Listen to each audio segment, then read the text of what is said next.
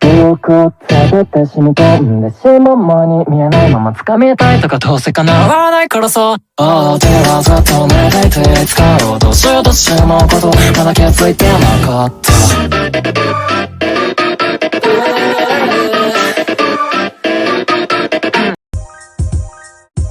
Alright, welcome back, ladies and gentlemen. Welcome back to Laying It Down. I'm Carlo. Yeah, I'm Ray, what's up? Alright, and today we have a special guest. Man, dude, we got Northeastern's finest, we got Now's West's finest. Dude, the overall, man, GOAT, dude. Like, I'm telling you, man, the beach GOAT, man, I'm telling you. So we got Mr. Gabe Villamil. So, you know, we just wanted to bring him in all the way from Florida. And in the nicest of areas, they just opened up the beach again a little bit, right? Is that correct? Yeah, buddy, just this last Monday. Dude, man. So how's that over there? Is there people playing already, or I mean? Not really. There's been a lot of people talking about that and throwing out messages. What they're doing is pretty much saying like, hey, you know what? We're opening up the beaches, but still stay in quarantine, you know, and the police are actually enforcing quarantine still, just to try and keep it like under control, you know. So people that want to go out to the beach, exercise, you know, do their own thing. If they want to lay out alone, you know, they're all good. But that's like, you know, I know, you know, back home, it's a lot more stricter than what they're doing out here. But yeah, they're still trying to keep it, you know, on the DL. That's cool, man. That's good, yeah. So, Gabe, man, so talk to us a little bit about yourself, man. Talk to the fans, introduce yourself, and most importantly, tell us about how you got started in the game that we all love. Yeah. All right. So if we're going to start from the beginning, I'm going to say going back to 2004, you know, back in Niles West, I tried out as a sophomore. I actually got cut from volleyball. I didn't make the team. Going from there, the next year, you know, I met Nicklin Joko, and he actually was telling me, he's like, listen, like you got potential. And he was like, I'm going to bring you out to, and we all know Weber Center, PVL. Oh, yeah. Of course, PVL. Yeah, and he's like, I'm going to court, man. Home court right there. I'm going to bring you out to open gyms and get you started. And I was like, okay.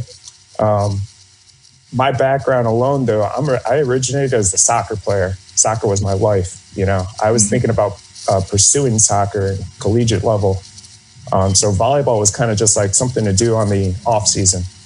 So yeah.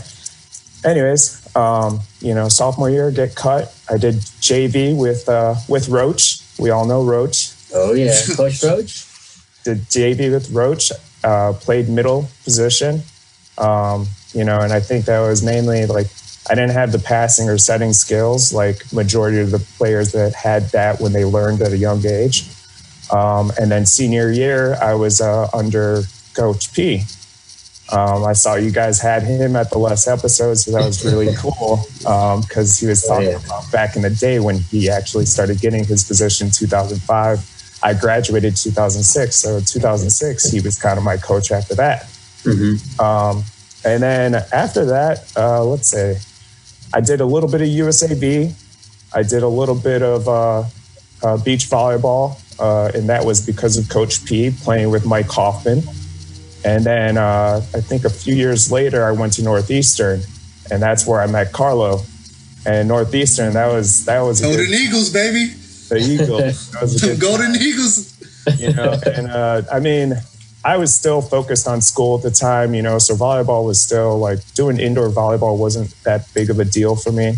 But I was still trying to focus on school and then also beach volleyball because obviously in Chicago, we only get like 3 or 4 months out of the year to actually focus on that, you know. From then, you know, I made a couple of life choices. I moved to Florida once just to play beach volleyball, moved back a year later, stayed in Chicago for a few years, and now I'm back in Florida. Been down here for about a year and a half, almost 2 years. So yeah, just been continuing my beach career. Not pushing myself too hard because obviously, I'm a little bit older now, but definitely enjoying the game. Man, that's amazing. Yeah, that's crazy. I remember because Nick, I started watching him and meeting him pretty much when I started playing PVL at Weber. And, back then, he was our pretty much player coach, it was, yeah. And kind of got close to him a little bit, but like I think the coaching coaching abilities like always had him, like he always had it with him. Yeah. So you listening to you, saying that like back in the day, like here's what we're gonna do. We're gonna work on like getting better, like open gyms and stuff. So I think that's crazy how he's always been a coach to like everyone. Yeah. He's got that coaching personality. Yeah. Oh, definitely. Yeah. I mean, he was my first beach partner. Yeah. Yeah. We played at least three years together. Beach. Me and him. That was good times. Yeah. How was playing with Roach though?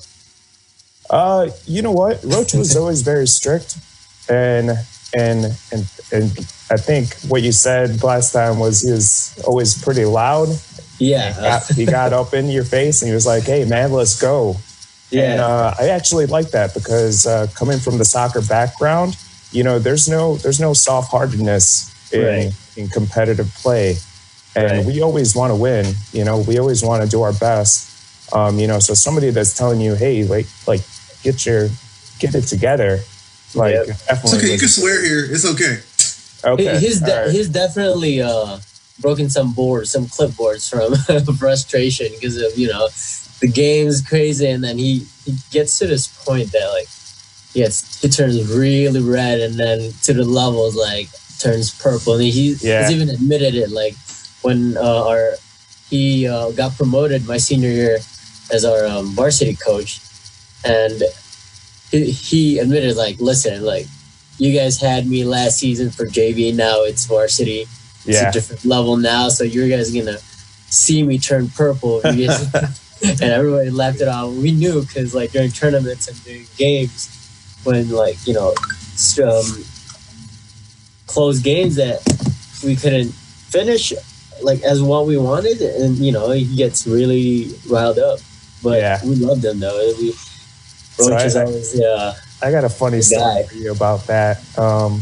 So before your year, do we remember who the varsity coach was at the time? I can't remember her name was. So, anyways, Coach P was the assistant, right? Yeah. And she threw a clipboard like at least 20 yards away at Coach P, and you can ask him about this. Like, it's so funny, man, because we all got sent out to the hallway. You know how we had our group ups in the hallway. Yeah. Got sent out to the hallway, and she just flung this thing at him, like just super pissed. And I was like, man, I've never seen somebody react like that. That was scary. And he almost got hit. He was like, oh, like trying to die Matrix style straight up.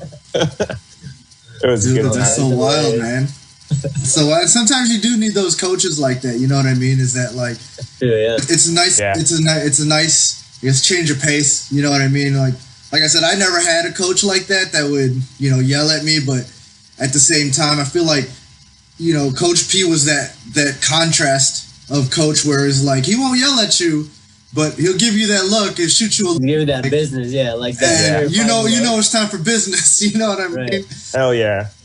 Yeah, no, I've seen that look before, especially on the beach courts, man. He's just like, come on, man. Come on, get your shit together. Yeah, come on. That's cool, man. And he just hearing your story, man, from like starting with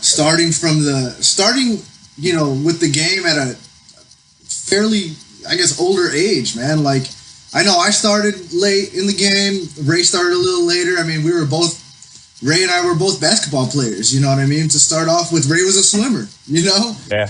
Yeah.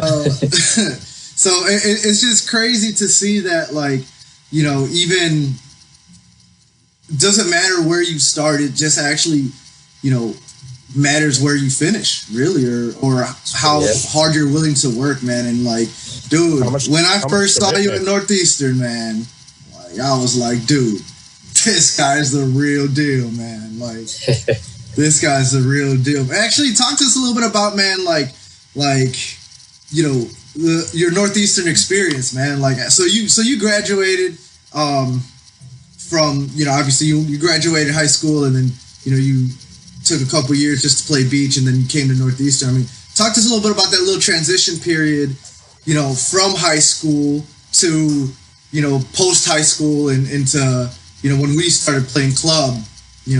Talk to us a little bit about that experience. Yeah, for sure.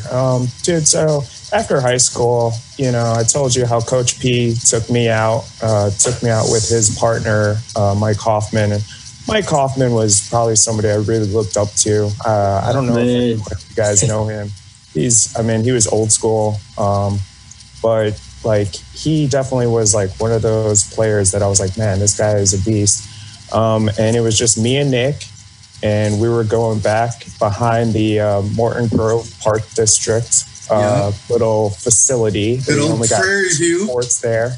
Yeah, Prairie View. They only got 2 courts there. And we were just practicing. He was like, hey, when you got time after work, come and meet me up. And so I was doing that for at least like 3 or 4 years before I went to Northeastern. I actually was at another school beforehand, but I didn't do so well there. I was still pretty young and pretty naive about like my collegiate experience. But then when I went to Northeastern, I started thinking more like, hey, you know what? I got to get my shit together. I got to go to school. I got to do the right thing. But then I found out they had a club team. I can't really remember why. I think it might have been either Matthew Medea or who was the other coach? McCarskey? Mark Mikulski. Yeah, I think I ran into one of them, and they were just like, hey, you know what, come out, come play. I showed up to a couple of the practices and then just went from there. Eventually, practice after practice, and then finally signing up for tournaments, I wouldn't say that I was the better, but I definitely brought a lot to the team, and I also had, I also had previous coaching experience, so I had coached at least 3 seasons of club, 2 seasons, or no, just 1 season of high school, in between that time, so I was bringing something to the court, no matter whether it was me just playing or me giving opinions during timeouts, So we did that for 2 years. Yeah, about a good 2 years. Yeah, it was a good run, years. Actually, at Northeastern. Remember Adrian was our setter, and that's Adrian was our setter. Yeah, we met Adrian. We had Eric Trong playing outside. So we had some killers on that squad, man. There were some good players. Yeah, man. And then I remember, dude, like I think we were playing IIT or something, man. And we were down 2-0. It was best out of 5. I don't know if you remember this game. We were down 2-0, best out of 5. And for some reason, like we had, and come the third game, we had legit no business even winning that game. No. And then, I don't know, for some reason, I guess it was just like, we just pulled it off. Early Mamba mentality, man. Like every overpass, like every time Gabe was in the front, every overpass, splat, like 10-foot line, like fucking, it was just ridiculous. like no one could stop Gabe that night, man. Like, and then like, not to mention when he got to the back row, like his jump serve was nasty too. So like I just remember that game like so vivid, dude. That like, and then then you had Eric playing outside, and he ended up 6-packing some dude because I got 6-pack like a couple games before. Yeah. And then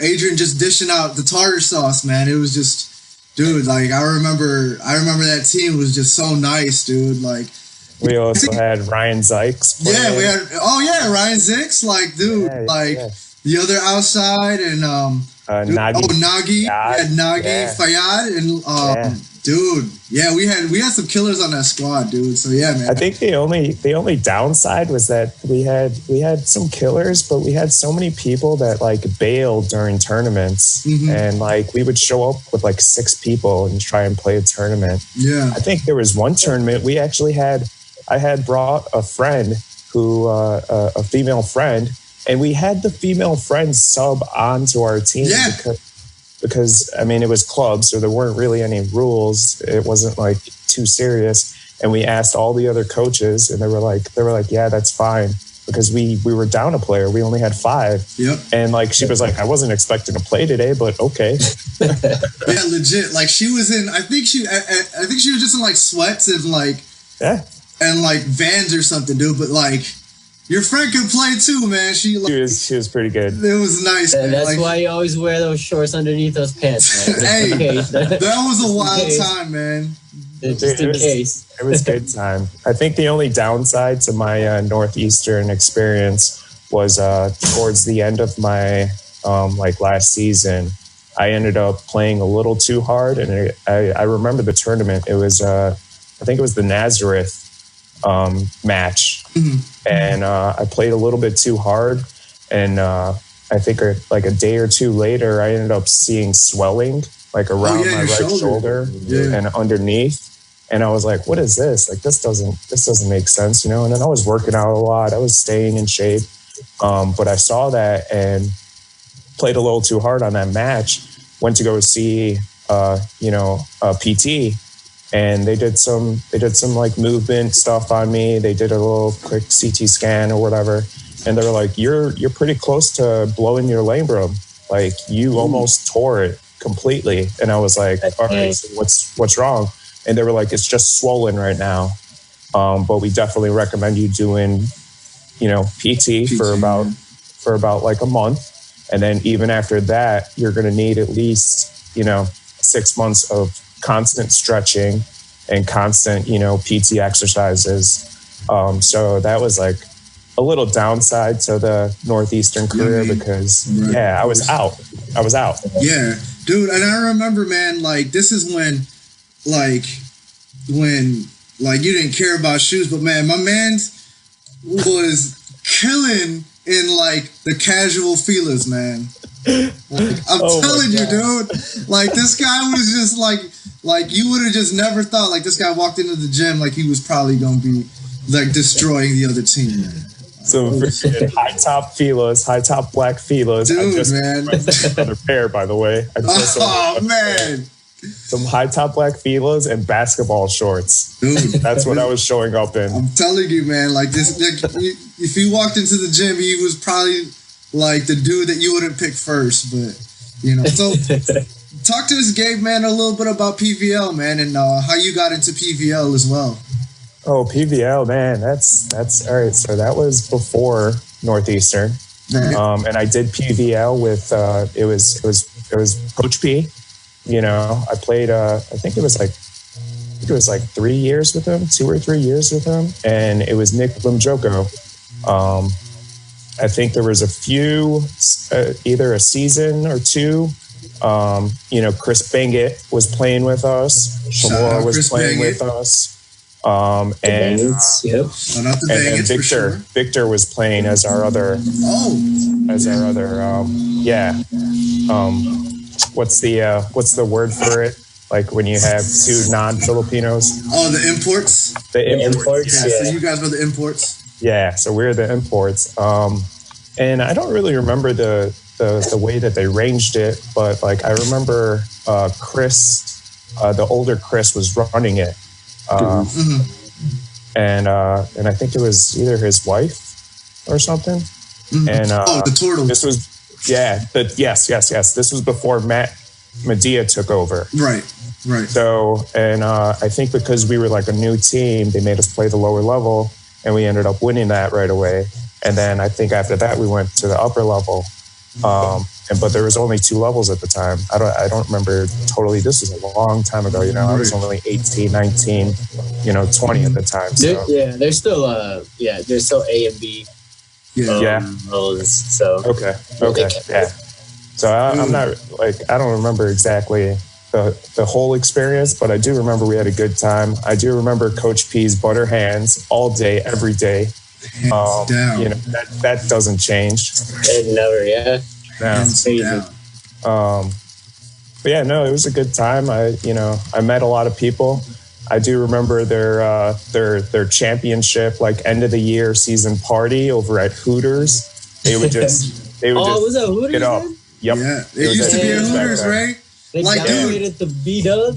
There was a time when PVL used to be the land of milk and honey, but now we decided to just go to B-Dubs. B-Dubs. Oh man. Damn.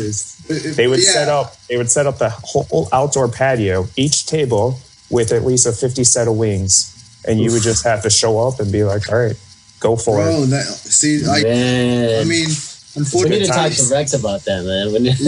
Unfortunately, now it's we've been hit with tough times, but hopefully we can try to bring that back and everything. Come back, man. We gotta do it, dude. That's so clutch, man. But man, talk to us a little bit about your mentality. When you first started, with volleyball. I mean, what was your mentality then? As a high school kid. You said you got cut sophomore year, and then that easily could have broke you. You know what I mean? Yeah. But talk to us a little bit about the mentality and like, hey, you know what? Maybe this is something I could get better at. You know what I mean? Yeah. When that first cut happened, I'm the type of athlete that doesn't like to be told no. Right. Be told you can't do something. So when Nick said like, hey, you know what, like if you want to do some open gyms and train a little bit, I'll teach you a little bit of the ropes. I was like, sweet. Yeah, I'm in. So at that point, I don't think I really took it too serious because like I said, I was still into my soccer career. I still played freshman, sophomore JV and varsity soccer at Niles West, and that senior year was actually for our soccer team. We ended up getting all conference, which was the first time Niles West got soccer all conference in 21 years. Oh, snap. So we were serious, I was definitely serious about my soccer career. But when it was coming to volleyball, from sophomore to getting cut to junior, making JV, not even varsity. And then from junior year, continuing to senior year, I was still like kind of on the, the tip scale of like whether I want to continue this or like where I'm going to go about at that level. And I think the big thing what happened was, my parents, my dad, born and raised in Mexico City, he definitely wanted me to continue soccer. But my mom, on the other hand, who had her degree in nursing, she was like, I want you to go to college for school. So that kind of made a big difference because, I'm going to admit, I was a mama's boy. I love my mom. We all are. I know everyone is. Yep. Yeah. So I listened to my mom. And so when I went to college, I didn't pursue it for soccer. I did it for schooling. So that kind of was the big difference when Coach P asked me to come and play beach after high school. I was like, okay, at least I can still do a sport and not do it too serious and still continue my schooling. So when Coach P asked me to do that, I had to learn the beach game, a totally different game. For sure. Right? Yes. So, that being said, I didn't think I would pursue it that far at the time, but then the more I enjoyed it, the more I was out in the sun, the more I was out with my friends, I was like, all right, this is a lot of fun. Like, this is cool. And I did get to a point where, I played a few AA open tournaments at, the age of 23, 24. And I was like, for me, just starting at the age of 16 to learn the game this fast, I started getting pretty serious about it, So like in that little age gap, it was, I went from a like, not really like, this is a okay sport to a like, this is good shit, Right. Yeah, for sure. So what gets you going throughout the game then? Like, like what's, and and I think it's just the competitor in all of us, right? But like, what's like, what gets you pumped for a game? If I'm going to be honest, usually it's the opposite competition that gets me pumped. If I know that I'm like, sometimes I see myself, if I'm playing against a team or an individual that I don't feel is like enough, I don't play that hard. I'm just like, all right, and I feel like I'm not the only person that's out there like that, like I like being down here right now. There's a couple of open players that I play against, and they're phenomenal players. When I see them play in a tournament, I wouldn't stand a chance. But then when we play pickup and they see me on the court, they're just like, and I'm like, and I was like, I don't even think I'm that bad of a player. But like to them, they're like, this isn't really worthy. There's a lot of, so I definitely think it's the cross court competition. It's not even that much about like shit talking. It's more about like, how you feel the other player is going to perform. Right. And so that kind of bases my level of how I perform. Lately, I've been playing a couple of A tournaments. I've been playing a couple of AA tournaments. And these players, the players that I'm playing with, they definitely need to learn a little bit more. So like, I'm just like kind of like slowly, processing the competitiveness in me. And I also don't get as intense as I would have as like a younger Gabe, So I really think it's just based on, what the game is going on at the time. Right. Yeah, definitely. Going back to what you said about like schooling and transition to like playing soccer and obviously college life and everything. I definitely hear you on that one because for me, I'm majoring in nursing at Robert Morris, now Roosevelt University, but always been a Laker fan. Always been a Lakers fan, man. I've been a Lakers fan, but okay. yeah, I mean, I also play for the men's volleyball there, and definitely there's a lot of sacrifices. I mean, like there's a love for the game. I want to compete at a high level as well, but at the same time, you have school stuff to do and that you have to like commit to, and definitely there's a lot of individual traveling sometimes. Like me, like I can't be part of like the travel van and stuff, and I have to like get to practice by myself. Mm-hmm. There's a lot of commuting as well from the city back in at home, and then traveling to Arlington. That's why we do our practices sometimes. So there's a lot of back and forth here and there, but I think it's just the love for the game, and you want to commit to at the same time. But there's a lot of balancing stuff, and it's hard. For sure. Quick question, Gabe, man. So before we start wrapping up here, man, I do got like two last questions for you. The first one is, when you were first starting off, man, in volleyball, like it could be on the beach, it could be anywhere, right? Who was the first person or the first team to bust your ass, like to give you the business? Man, that's a good question. Dude, if I were going to say anybody, on the beach, Brian Police and Mike Hoffman busted my ass. Oh, shit. Okay. They Hoffman? Yeah, they made me look like a little schoolgirl. On indoor. Ooh, I don't even know if I want to talk about the high school, but when I was doing USAV, Shane Green had an amazing, phenomenal team on indoor, and he definitely helped me get into the USAV area, and I think their team name was called Just the Tip. Oh man! Yeah, and nice. He kind of became a little bit of my coach as well, and he definitely busted my ass. I don't know if it was like just playing against me, but also just like even when he was with me, he was busting my ass. Like, hey, you know what? Like, you gotta like. There were some times where I was passing or setting. He would make a joke. He'd be like, "What are you holding knives and forks in between your fingers?" Oh man, dude, that's so sad. That's so raw, man. so good.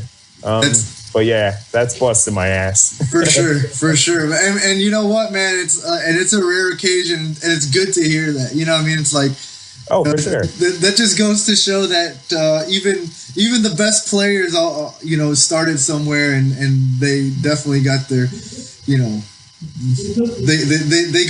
they got their share of those numbers.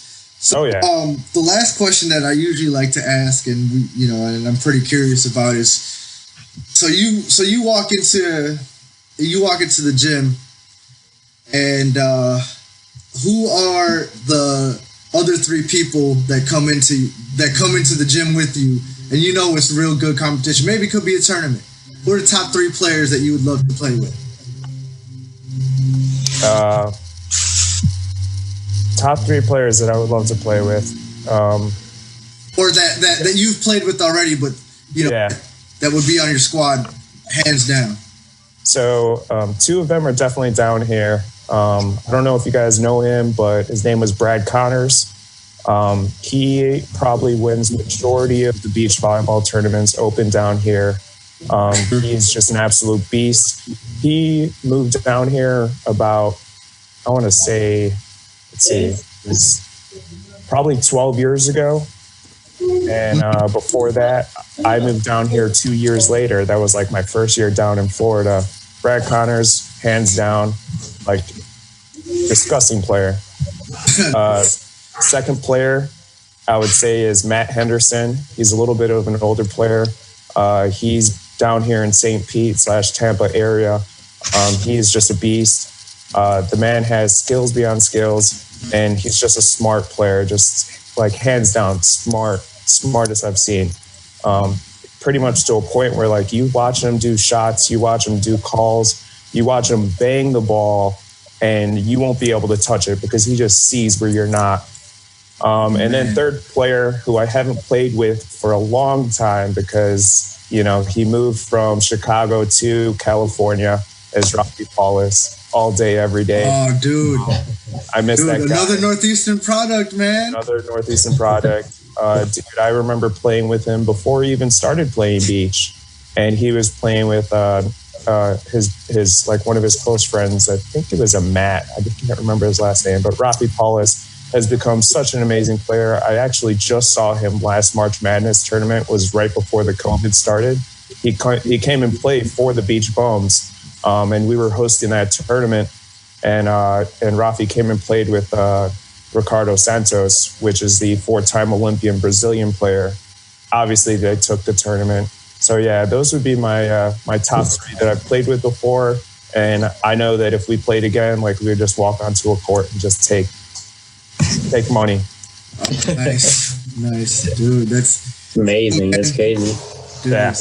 Obviously, they would be carrying me the whole time, but I'm okay with that. Right. Sometimes you need to be, man. Even the best of players need to get carried, man, for sure. Dude, it's the best part. I'm sure you can put in some work too. So yeah, and it's the best part when you're playing with somebody that's better than you.